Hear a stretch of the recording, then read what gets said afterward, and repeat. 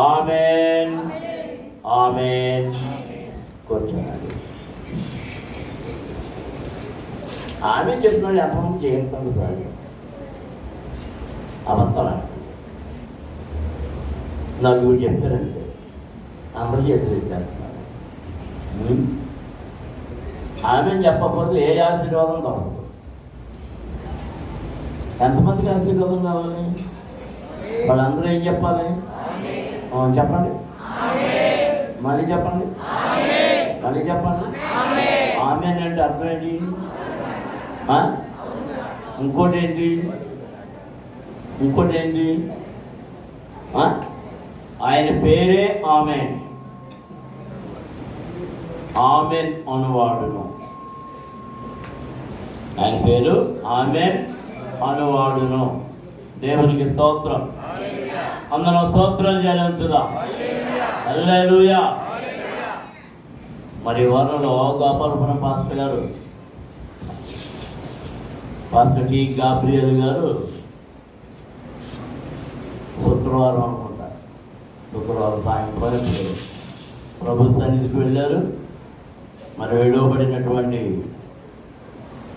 ఆ కుటుంబం కొరకు, సంఘం కొరకు, వారి ఆదరణ కొరకు మీరు అందరూ ప్రార్థన చేయాలని తెలియజేస్తున్నాను. అలాగే మరి పోయిన వారం ప్రకటన చేశాం. మా మేనమామ గారు జఫన్యా గారు ప్రభు సన్నిధికి వెళ్ళారు. మరి జ్ఞాపకార్థ కూడిక రేపు లక్ష్యవారం జరుగుతుంది. మరి నేను అక్కడికి వెళ్ళనే ఉన్నాను. నా ప్రయాణంలో దేవుడు నాకు సహాయం చేసేటట్లు ప్రార్థన చేయండి.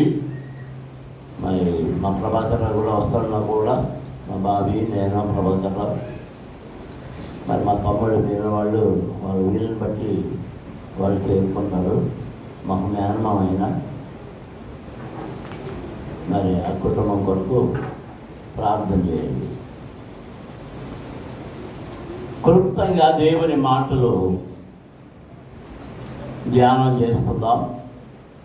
సమూయేలు మొదటి గ్రంథములో 9వ అధ్యాయములో 6వ వచనాన్ని మనం చదువుతాం. సమూయేలు మొదటి గ్రంథం 9వ అధ్యాయం 6వ వచనం.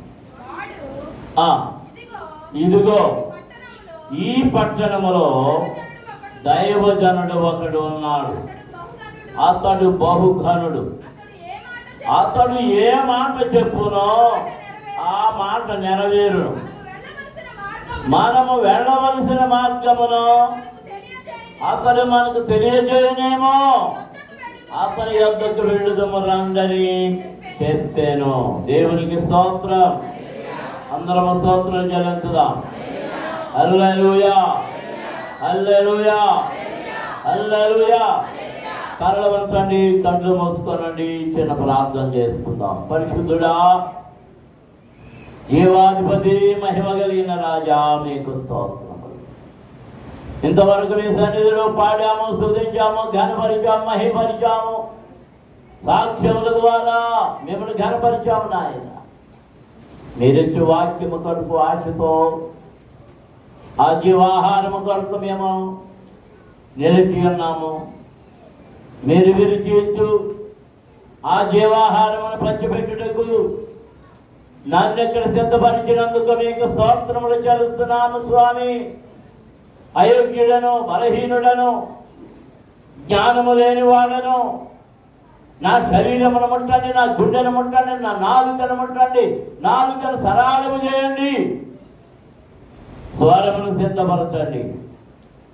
నన్ను మీ సిలువ చాటును దాయండి, మీ ఆత్మచేత అభిషేకించండి. నాలో నుండి మీ స్వరాన్ని ప్రజలకు వినిపించి వినికిడిలో ప్రతి ఒక్కరిని దీవించమని యేసు నామమున అడుగుతున్నాము తండ్రి. ఆమేన్. దేవునికి స్తోత్రం. హల్లెలూయా, హల్లెలూయా. ఎంతమంది దేవుని వాక్యాన్ని శ్రద్ధగా వింటున్నారు? దేవునికి స్తోత్రం. శ్రద్ధగా వినండి. దేవుని దీవెన కావాలనుకున్నప్పుడు శ్రద్ధగా దేవుని వాక్యాన్ని వినడం ద్వారా ఆ దీవెన ఎలాగూ అందుకోవాలో మీకు బోధించబడుతూ ఉంది. ఈ చదవబడిన వాక్యములో ఈ 6వ వచనములో ఇదిగో ఈ పట్టణములో దైవజనుడు ఒకడున్నాడు, అతడు బహుఘనుడు. అతడు ఏ మాట చెప్పునో ఆ మాట నెరవేరును. దేవునికి స్తోత్రం. ఎవరు చెప్పిన మాట? దైవజనుడు చెప్పిన మాట. దైవజనుడు చెప్పిన మాట. ఇది మీరు గుర్తుపెట్టుకోవాలి. దైవజనుడు ఏమి చెప్పునో అది నెరవేర్చబడును. దైవజనుడు చెప్పింది ఎందుకు నెరవేర్చబడుతున్నదంటే అతడు దేవుని యొక్క పనివాడు, దేవుని చేత ఏర్పరచబడిన వాడు, దేవుని చేత నియమించబడిన వాడు. ప్రవక్తగా దేవుడు అతనిని ఏర్పరచుకున్నాడు కనుక దైవజనుడు చెప్పు ప్రతి కార్యము నెరవేరును. నమ్మిన వారు దేవునికి స్తోత్రాలు చెల్లించారు. హల్లెలూయా, హల్లెలూయా. దేవుని పిల్లలారా, కోపంతో కానీ, బాధతో కానీ, వేదనతో కానీ, ద్వేషంతో కానీ దైవజనుడిని ఎప్పుడు ఎవరు ఏమీ అనకూడదు. అది నీకు నష్టం కలిగిస్తుంది. కొన్నిసార్లు దైవజనుడు కానివాడు దైవజనుడిగా వేషం వేసుకుని వస్తాడు. అతడు దైవజనుడు కాదో నీకు అర్థం అవ్వాలంటే, దేవుని సేవకుడు కాదో అర్థం అవ్వాలంటే నువ్వు వివేచనతో ప్రవర్తించాలి. ఒకవేళ వాడు ఆవేశం వేసుకొచ్చినా కానీ నీవు వారిని తృణీకరించొద్దు, తోలనాడొద్దు. అలాగే తోలనాడటం వల్ల ఒకవేళ దేవుని చేత ఎంపిక చేయబడిన వాడైతే శాపం నీ మీదకి వస్తుంది. దేవునికి స్తోత్రం. ఈ మాట ఎవరు చెప్తున్నారు, ఎవరితో చెప్తున్నారు, ఎందుకు చెప్తున్నారు, ఎక్కడ చెప్తున్నారు? చాలా క్లుప్తంగా చెప్తాను. ఇశ్రాయేలు ప్రజలు సమూయేలు దినములలో సమూయేలు దగ్గరకు వచ్చి, అయ్యా లోక మర్యాద ప్రకారంగా లోకస్తులందరూ ఎలాగూ రాజును కలిగి ఉన్నారో మాకు కూడా ఒక రాజు కావాలి అని అడిగారు. సమూయేలుకు చాలా బాధ కలిగింది. దేవునితో చెప్పాడు. దేవుడు అన్నాడు, సమూయేలా నువ్వు చింతించవలసిన పని లేదు. వారు నిన్ను కాదు తిరస్కరించడం, నన్ను తిరస్కరించాడు. నన్ను కాబట్టి నీవు దానిని గురించి వేదన పడవలసిన పని లేదు. వాళ్ళకి చెప్పవలసినట్టుగా బుద్ధి చెప్తాను. నన్నే తృణీకరించినప్పుడు నేను వారికి తోడుగా ఉండను అని దేవుడు నిర్ణయించుకున్నాడు. అలాంటి సమయంలో బెన్యామీను గోత్రములో కీషు అనే భాగ్యవంతుడు అక్కడ ఉన్నాడు. ఈ అధ్యాయం ప్రారంభంలో మనం చదువుతుంది కదా. వాడు భాగ్యవంతుడు. వాడు ఏ గోత్రీకుడట? బెన్యామీను గోత్రీకుడు. ఏ గోత్రీకుడు? బెన్యామీను గోత్రీకుడు. బెన్యామీన్ ఎవరు చెప్పండి? బెన్యామీన్ ఎవరు? బెన్యామీన్ తెలదా?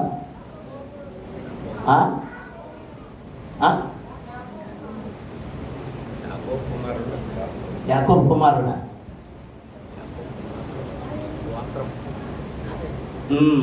రాహేలు. యాకోబు రాహేలుల కుమారులో రెండవ వాడు. రాహేలమ్మ వీని కని చనిపోయింది. అంచేత బెన్యామీన్ అని పేరు పెట్టింది. వేదన పుత్రుడు. వేదన అమ్మే పేరు పెట్టి చచ్చిపోయింది. అప్పటి సమయంలో ఏ బలహీనత వచ్చి ఉంటుంది, చనిపోయింది. ఆ బెన్యామీను గోత్రీకుడు యాకోబు తన కుమారులందరిలోనూ యోసేపును బెన్యామీనును ఎక్కువ ప్రేమించాడు. ఎందుకంటే తన ప్రియమైన ప్రేమ కలిగిన భార్య అయిన రాహేలు కుమారుడు వీడు.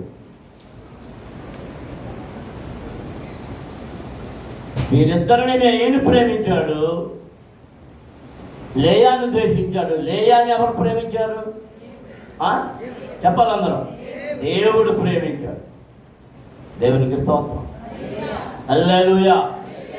ఈ బెన్యామీను గోత్రికుడు, ఆ గోత్రములో కీషు అనే భాగ్యవంతుడున్నాడు. ఆ కీషు అనే భాగ్యవంతుడికి ఒక కుమారుడున్నాడు. వాని పేరు సౌలు. వాడు అందమైన వాడు. ఇశ్రాయేలు ప్రజలందరూ నిలబడితే వాళ్ళందరిలో పడగని వాడే. అందరి చూపు ఎవరి మీద పడుతుందంటే ఎంత పొడుగుతున్నాడు, ఎంత బాగున్నాడు, ఎంత అందంగా ఉన్నాడు, ఎవరి అబ్బాయి, ఎవరు అల్లుడవుతాడు, ఎవరు అల్లుడవుతాడు, ఎలాంటివన్నీ చాలా ఉన్నాయి. వీరిని వారి తండ్రి కీషు పిలిచి అన్నాడు, ఒరే నాన్న, మనకి గాడిదలు ఉన్నాయి, ఆవులు ఉన్నాయి, మేకలు ఉన్నాయి, గొర్రెలు ఉన్నాయి, ఒంటెలు ఉన్నాయి. మన గాడిదలు తప్పిపోయింది.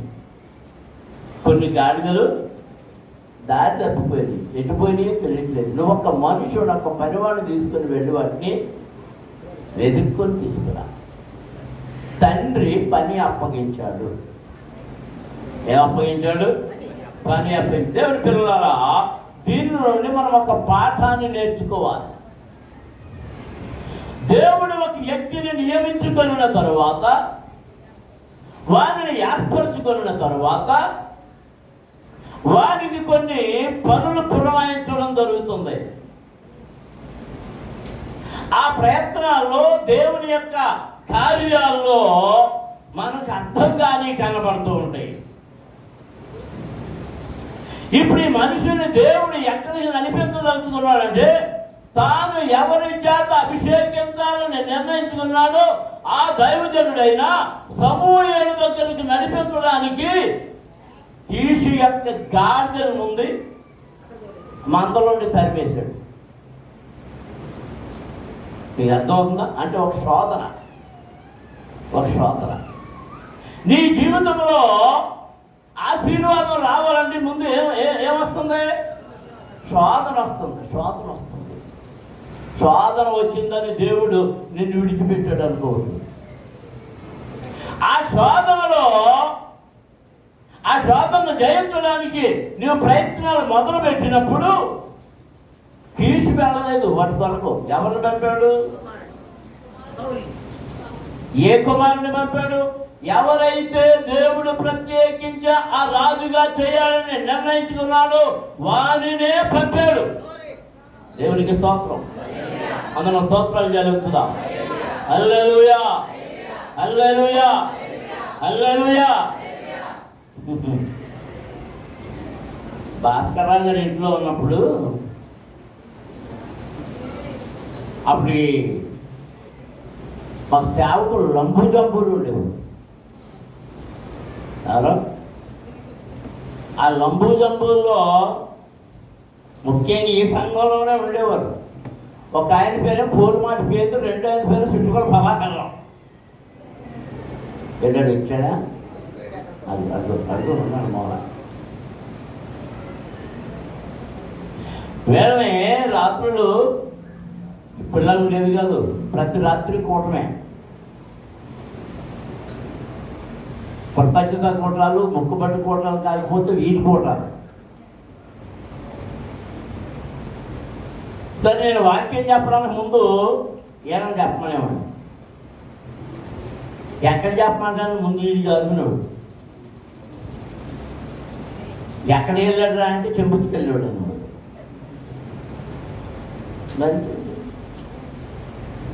ఇంకొకటి ఎవడు ఉండేవాడు,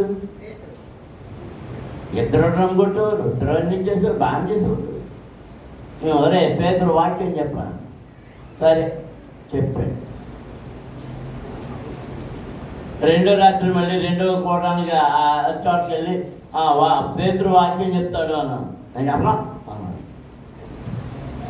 అదేరా అన్నా. ఆ రోజు నేనేనా ఏంటి రోజు నేనేనా రోజు చెప్పా నన్ను గద్దించాను. మా పాపాకరాన్ని ఎదుగుతుంటే ఎక్కడ అది తప్పించుకొని చెప్పుకుని వెళ్తామో లేకపోతే ఏదో పని మీద వెళ్తామో పెద్దమ్మ ఏదో పని చెప్పింది అంటామో. ఈ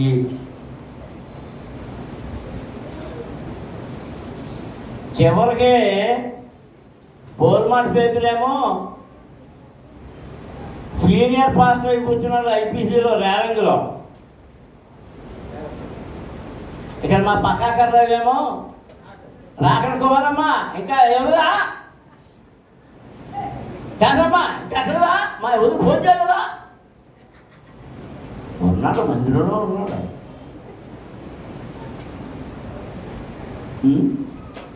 అంటే దేవుని నిర్ణయాలు ఏంటో తెలిసిపోతున్నాయి.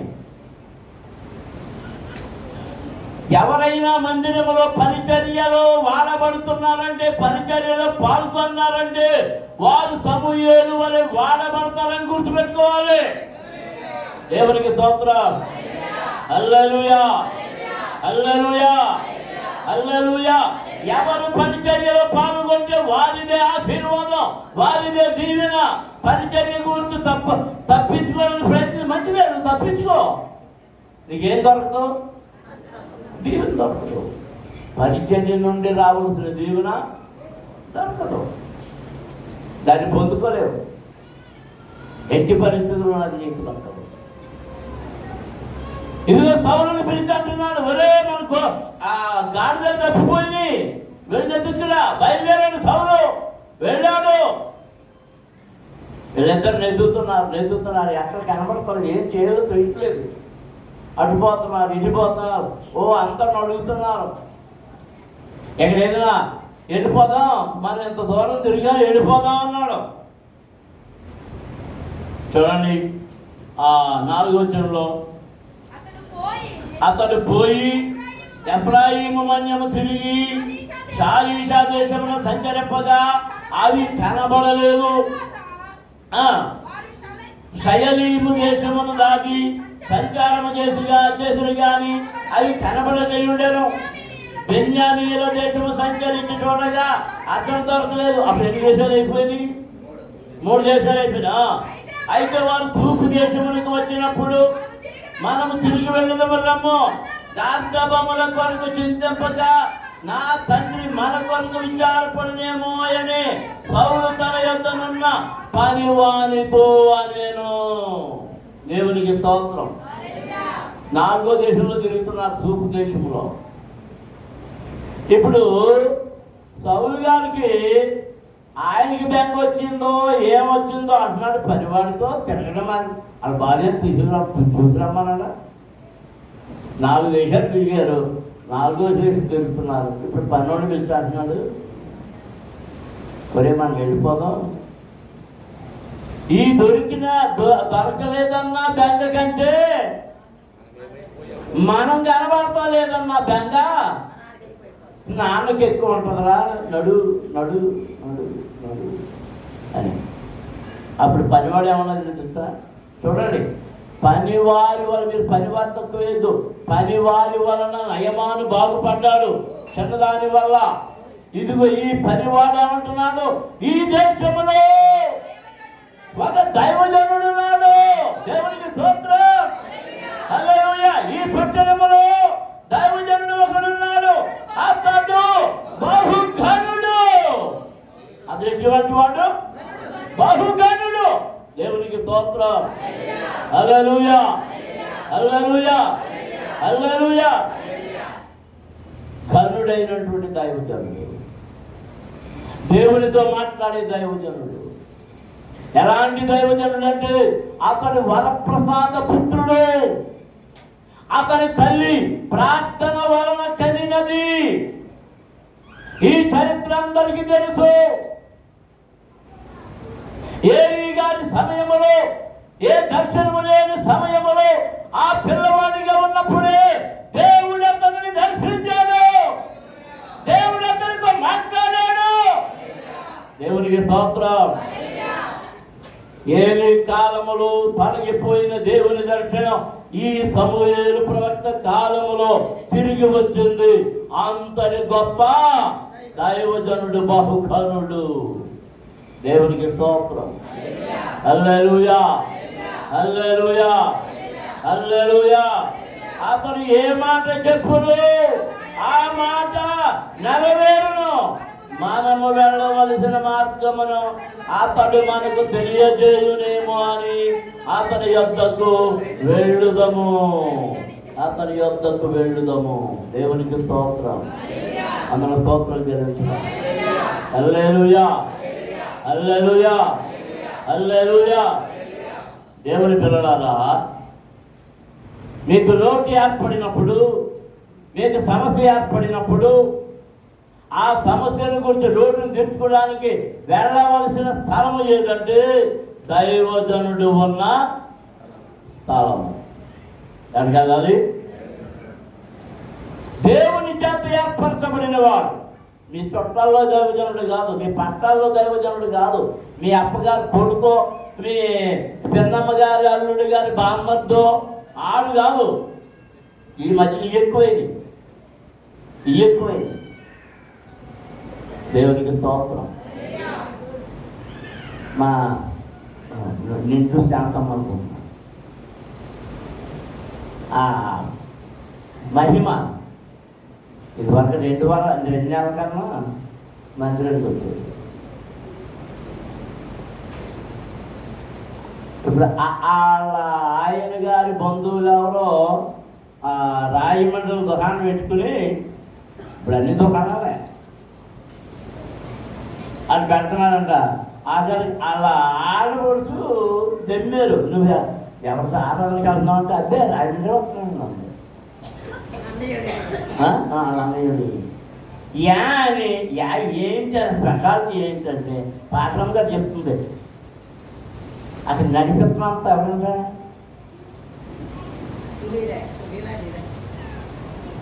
ఇప్పుడు శాంతమ్మ గారు వాళ్ళు.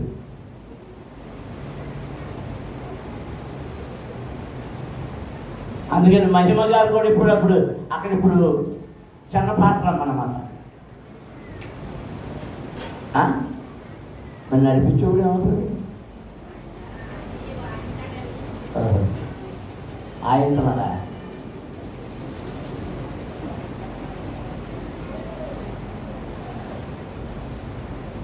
దైవజనుడు దేవునితో మాట్లాడుతాడు, దేవుడు దైవజనుడితో మాట్లాడతాడు.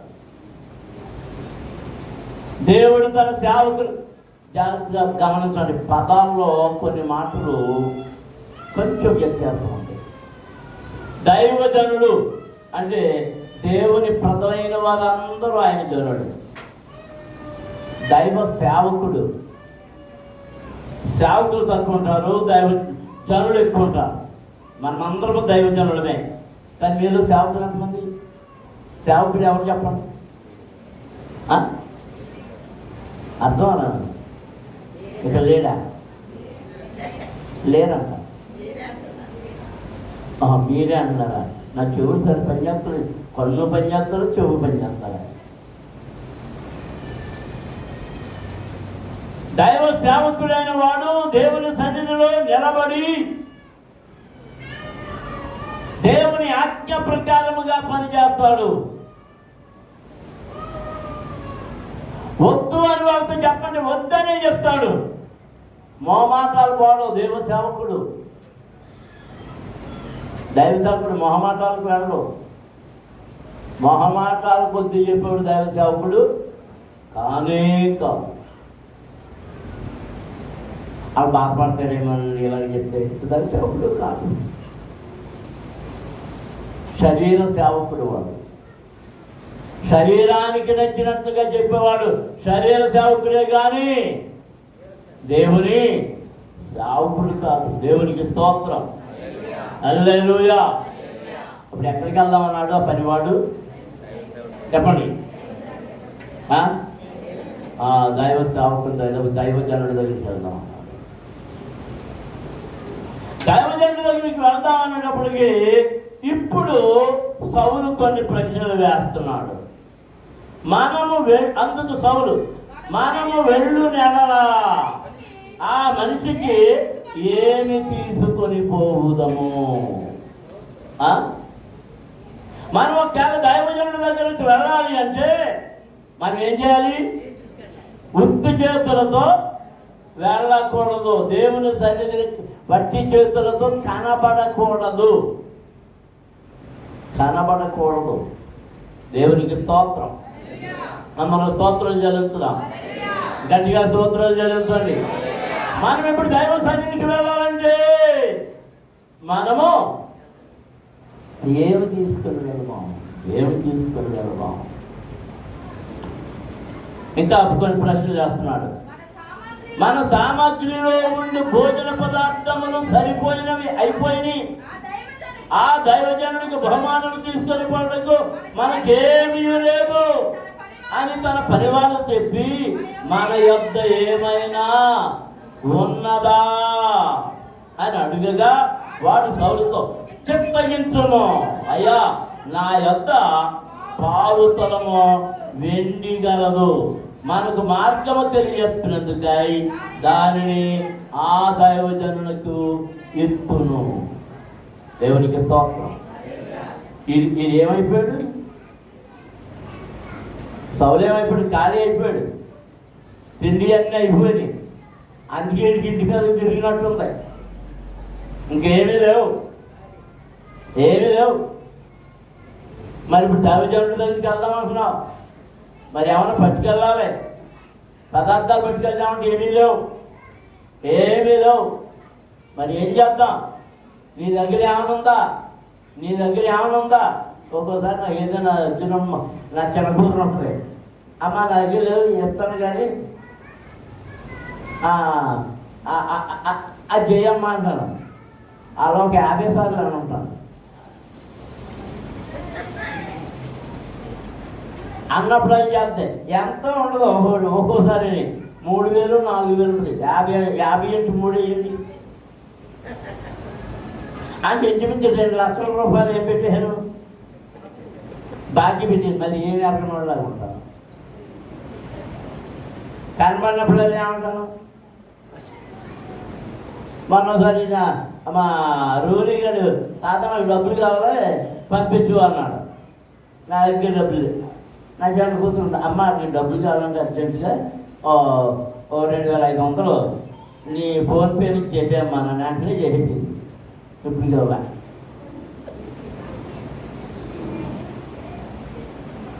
అంటే ఎవరికి అంటించేసాను నేను?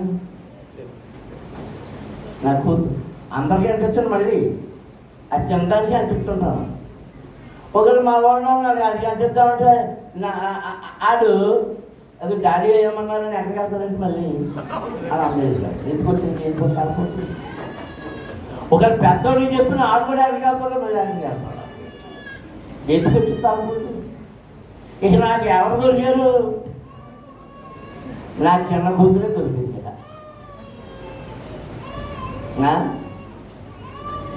ఇప్పుడు యజమానుడి తన పనివాడిని అడుగుతుంది. ఏమన్నా ఉందా?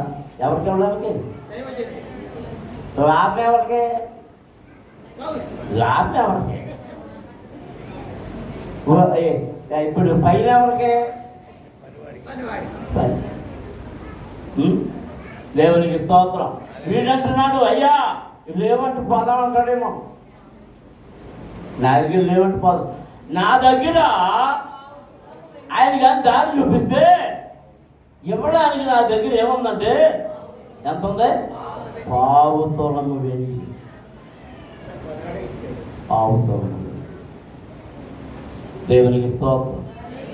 హల్లెలూయా. మనము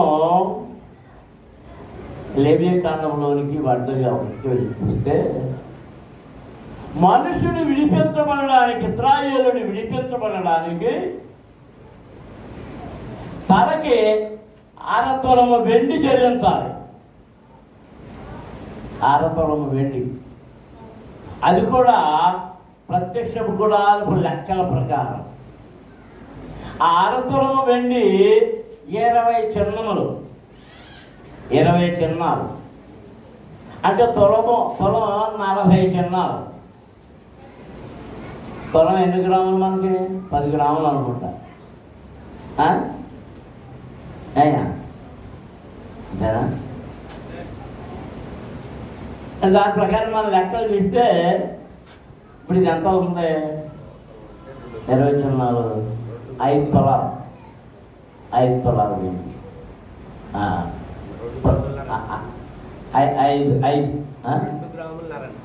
2 గ్రాములున్నారు. దేవునికి స్తోత్రం. హల్లెలూయా. నా దగ్గర ఉంది అంటే చిన్నది ఏదో ఉంటాయి. మరి చెప్పుకే పెట్టుకున్నాడు, ముక్కుకే పెట్టుకున్నాడు, నెత్తికే పెట్టుకున్నాడు, ఏం పెట్టుకున్నాడు, అది దగ్గర ఏముంది? పావుతోలం ఉంటుంది. అది ఎవరికి ఇచ్చేస్తాను? మనమైతే అంటాం తర్వాత ఇవ్వచ్చులే, తర్వాత ఇవ్వచ్చు, వెనకాల పంపుదాంలే, పట్టుకొస్తానండి. అయితే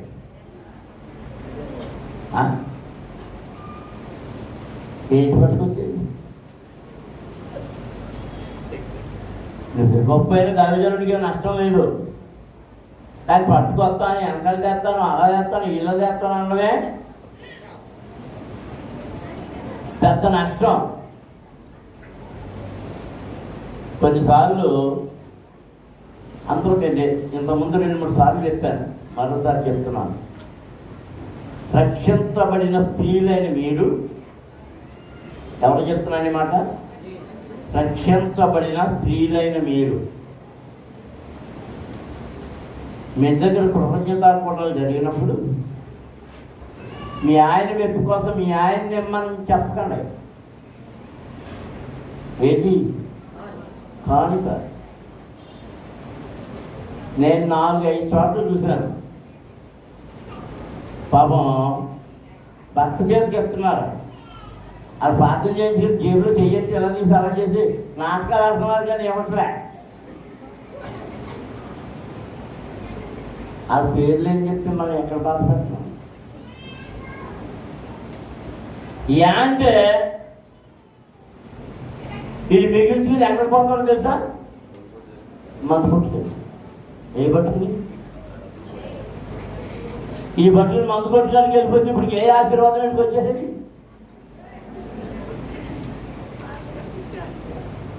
మరి ఎవరి లైఫ్ ఫెయిల్ అవ్వకపోతే ఏమవుతుంది? ఇప్పుడు ఎవరు ఛాన్సేనా?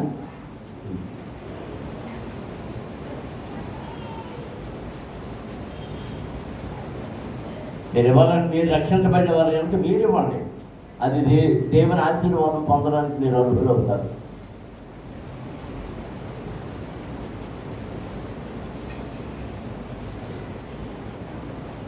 మీ భర్తలను మెప్పించడానికి కోసమో దేనికోసమో మీరు చేసే పనుల వల్ల మీ మీదకి మీరు లేనిపోని ఇబ్బందులను కొని తెచ్చుకుంటున్నారు వాళ్ళు చేసే పనుల వల్ల. దేవునికి స్తోత్రం. సరే, దేవుని సన్నిధికి వెళ్ళడానికి ఆ దైవజనుడి దగ్గరికి వెళితే మనకి దారి దొరుకుతుంది. నడువు, నా దగ్గర పావుతలం వెండి ఉంది. సరే, వాళ్ళు నెలగా వచ్చారు. ఆ ఊరికి వచ్చారు. ఆ ఊరికి వచ్చేటప్పటికి ఊళ్ళో ప్రవేశించగానే వీళ్ళకి ఎవరు ఎదురు వచ్చారంట? కన్యకలైన పిల్లలు, ఆడపిల్లలు. వాళ్ళని అడిగారు, దైవజనుడు అంటాడంటే ఎక్కడ ఇల్లు అని. అయ్యా, అతను ఇప్పుడే వచ్చాడు, ఊరి నుంచి ఇప్పుడే వచ్చాడు, త్వరగా వెళ్ళండి. మీరు త్వరగా వెళ్ళకపోతే భోజనానికి వెళ్ళిపోతాడు. భోజనానికి వెళ్ళిపోయాడండి, మీకు దొరకడు. మీరు వెళ్ళండి త్వరగా. మీరు గమనించవలసింది ఏంటంటే, దేవుని ఏర్పాటులో నీకు ఆశీర్వాదాలు, దీవెనలు ఇచ్చే ముందు దైవజనులు అంతకు ముందే సిద్ధపరిచి పంపుతున్నాడు. అందరూ దేవునికి స్తోత్రం చెల్లించుదాం. హల్లెలూయా. హల్లెలూయా. అప్పటి వరకు ఆ ఊళ్ళో లేడు. దేవుడు ఇక్కడికి వెళ్ళు అన్నాడు. అక్కడికి మనిషిని పంపిస్తున్నా అని దేవుడు సమయంతో చెప్పాడు. అందుకే అతను వచ్చాడు. అతను వచ్చి ఆ భోజనానికి వెళ్ళబోయే సమయానికే ఇతను ఊళ్ళోకి అడుగు పెట్టాడు. దేవునికి స్తోత్రం. దైవ కార్యాలు చూసారా?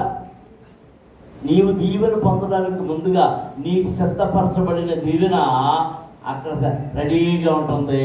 నువ్వు కళ్ళు పట్టుకుని వెళ్ళాలి.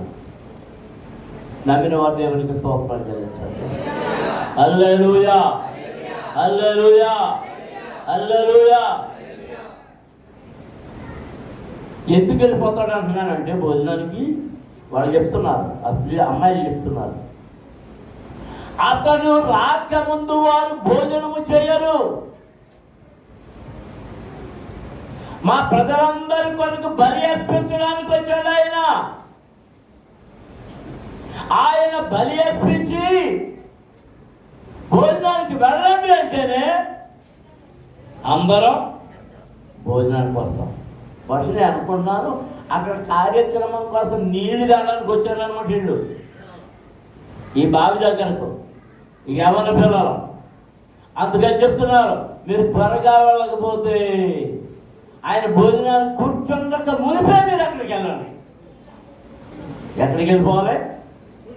భోజనానికి కూర్చోక ముందే. దేవునికి స్తోత్రం. అందరం స్తోత్రం చెల్లించండి. హల్లెలూయా, హల్లెలూయా. ఎవరైనా ఏదైనా పని మీద వస్తే సాయంత్రం రావద్దని చెప్తున్నాను. మీరు పని కట్టుకుని సాయంత్రం వస్తున్నారు. ఎందుకు తెలుసా? ఏంటి సాయంత్రం ఎందుకు రమ్మన్నాడు, ఎందుకు మాట్లాడతాం? ఆ గొడవ పెట్టి తెలుసుకున్నామని. పొద్దున్నప్పుడు వస్తే కూర్చోమని. పొద్దున్నప్పుడు ఎందుకు నేను ఆ ఉపాధి పని మానేసి ఎలా రావాలా? రానా? నాకు ఏది ముఖ్యం? ఉపాధి పని ముఖ్యం. ఇదేం చెప్తాడు? ఎవరండి ఈ మాట ఏం చెప్తాడు? పొద్దున్నప్పుడు పొద్దున్నప్పుడు ఈ అమ్మాయిలు ఏం చెప్తున్నారు? దైవజనుడు భోజనానికి వెళ్ళకముందే వెళ్ళు, మీరు వెళ్ళండి. చదువు దొరకడు. ఆ బలి అర్పణ గొడవలో పడిపోయాడు. ఇంక మీతో మాట్లాడడం. దేవునికి స్తోత్రం. హల్లెలూయా. అతను బలిని ఆశీర్వదించిన తరువాత పిలువబడిన వారు భోజనము చేయుదురు. మీరు ఎత్తుకోండి, అతని చూచుటకు ఇదే సమయం అని చెప్పిరి. 13వ వచనంలో చదివాను. వారు ఊరిలోనికి రాగా ఉన్నత స్థలములకు పోతున్న సమూయేలు వారికి ఎదురుపడెను. దేవునికి స్తోత్రం. హల్లెలూయా, హల్లెలూయా. బలి అర్పణ పని ఎవరు చేస్తున్నారు? అంతమంది ఏలీ కుమారులు చేసేవారు. ఇప్పుడు ఎవరు చేస్తున్నారు? సమూయేలు చేస్తున్నాడు. ఎందుకు సమూయేలు చేయొచ్చా? సమూయేలు చేయొచ్చా? ఇది ఎప్పుడైనా ఆలోచించారా? సమూయేలు చేయొచ్చు. లేవి ముని ముని ముని ముని మనుమడు. దినవృత్తాంతముల మొదటి గ్రంథములో 6వ అధ్యాయం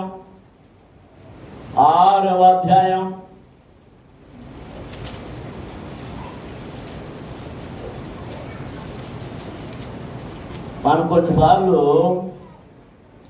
ఈ క్షుణ్ణంగా తెలుసుకోవాల్సి ఉంది.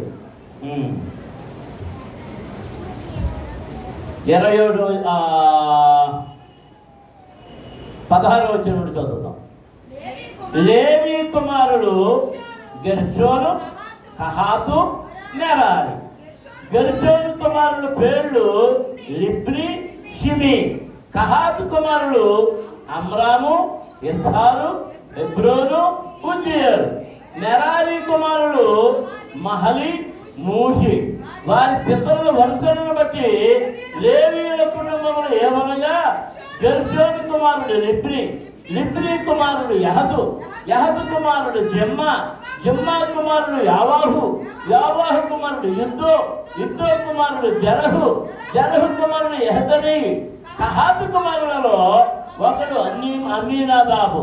వీరి కుమారుడు కోరహు. కోరహు కుమారుడు అస్సీరు. అస్సీరు కుమారుడు ఎల్కానా. ఎల్కానా కుమారుడు ఎబ్యాసాపు. ఎబ్యాసాపు కుమారుడు అస్సీరు. అస్సీరు కుమారుడు తాహతు. తాహతు కుమారుడు ఊరియేలు. ఊరియేలు కుమారుడు ఉజ్జియా. ఉజ్జియా కుమారుడు షావులు. ఎల్కానా కుమారుడు అనాషై, అహీమెతు. ఎల్కానా కుమారుడు ఒకడు జోపై. జోపై కుమారుడు నహతు. నహతు కుమారుడు ఏలియాబు. ఏలియాబు కుమారుడు యెరోహాము.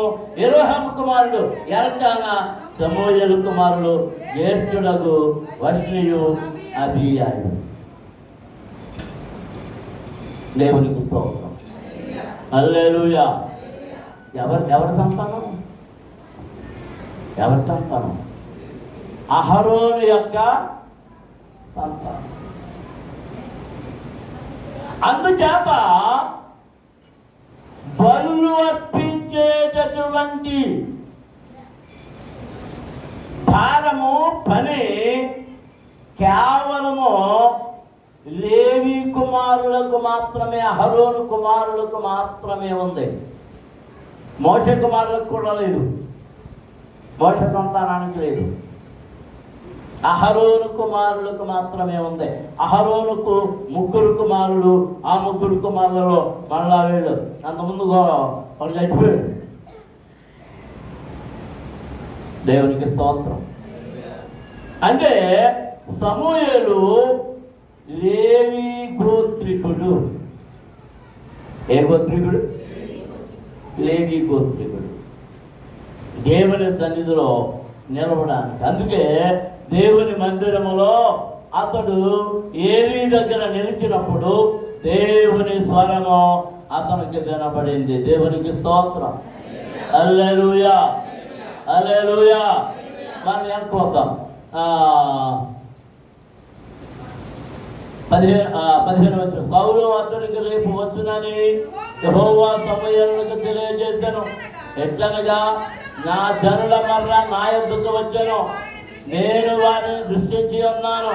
కాగా ఫిలిష్తీయుల చేతిలో నుండి నా జనులను విడిపించుటకై నా జనులైన ఇశ్రాయేలు మీద వారిని అధికారినిగా అభిషేకించుటకును రేపు ఈ వేళకు నేను బెన్యామీను దేశములో నుండి ఒక్క మనిషిని నీ యొద్దకు రప్పించెదను. సౌలు సమూయేలునకు కనబడగానే యెహోవా, ఇతడే నేను నీతో చెప్పిన మనిషి, ఇదిగో ఇతడే నా జనులను ఏలునని అతనితో చెప్పెను. దేవునికి స్తోత్రం. అందరము స్తోత్రం చెల్లించుదాం. హల్లెలూయా. హల్లెలూయా. హల్లెలూయా. హల్లెలూయా. ఎంతగా సౌలుతో దేవుడు ఏం చెప్పలే. సౌలుతో అని చెప్పాడా? నిన్ను అలా చేస్తాను ఇలా చేస్తానని చెప్పాడా? చెప్పలే. సౌలుతో చెప్పలే. కానీ ఎవరితో చెప్పాడు? సమూయేలుతో చెప్పాడు. సమూయేలుతో చెప్పాడు. దేవునికి స్తోత్రం. దేవుడు సమూయేలుతో మాట్లాడేటప్పుడు ఎవరి ప్రార్థన విన్నానన్నాడు?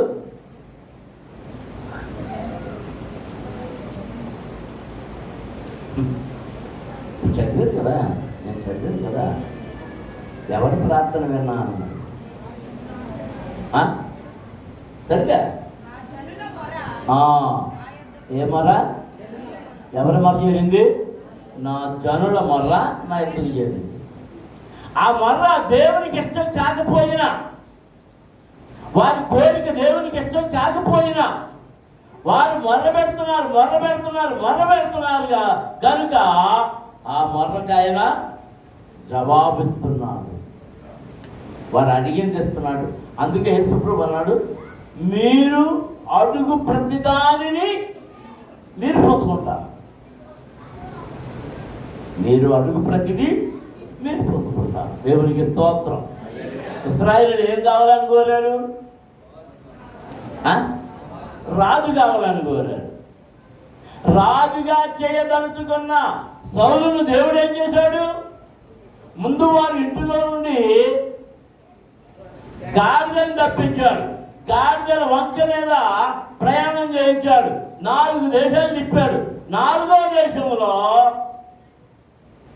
ఆ స్థలానికి దైవజనుడి దగ్గరికి వెళ్ళాలని కోరిక ఎవరిలో పుట్టించాడు? పనివానిలో పుట్టించాడు. ఆ పనివాడిని బలవంతంగా తీసుకెళ్ళేటప్పటికి అంతక ముందే ఒక గంట ముందో 2 గంటల ముందో అప్పుడే వచ్చాడు దైవజనుడు అక్కడికి. ఇదంతా దేవుని చిత్తము, దేవుని చిత్తము. దేవునికి స్తోత్రం. హల్లెలూయా, హల్లెలూయా. నీ విషయంలో నా విషయంలో కూడా దేవుడు అలాగే నీవు ఇశ్రాయేలు మొరపెట్టినట్లుగా మొరపెట్టు. న్యాయం కొరకు విధవరాలు మొరపెట్టినట్లుగా మొరపెట్టు. ఆ మొర్ర దేవుడు వింటాడు, నీ ప్రార్థనకు జవాబు ఇస్తాడు, నీకు అనుకూలమైంది ఇస్తాడు. దేవునికి స్తోత్రం. అమ్మ డిఎస్సి పరీక్ష రాసిన వాళ్ళు మీరేం చేయాలి? అబ్బాయి ఏం చేయాలి? ఆకాశం అంత చూడటం కాదు, ఎవరంత చూడాలి? కొండల తట్టు నా కన్నులు ఎత్తుతున్నాను, నాకు సహాయము ఎక్కడ నుండి వచ్చును? చెప్పలే, యెహోవా వలననే. మోకరించడానికి ప్రార్థన చేసుకుందాం. నీకు నాకు సహాయం అక్కడి నుంచే రావాలి. నువ్వు ప్రార్థించాలి. నువ్వు మర్ర పెట్టాలి. నీ ప్రార్థనకు జవాబు దొరికే వరకు నీవు మర్ర విడిచిపెట్టొద్దు. నీ ప్రార్థన విడిచిపెట్టొద్దు. నీ ప్రార్థన నీకు జవాబు చేస్తుంది. నీ ప్రార్థన నీకు ఫలింపజేస్తూ ఉన్నది. నీ ప్రార్థన దేవుని హృదయాన్ని కదిలిస్తూ ఉన్నది. హల్లెలూయా, హల్లెలూయా.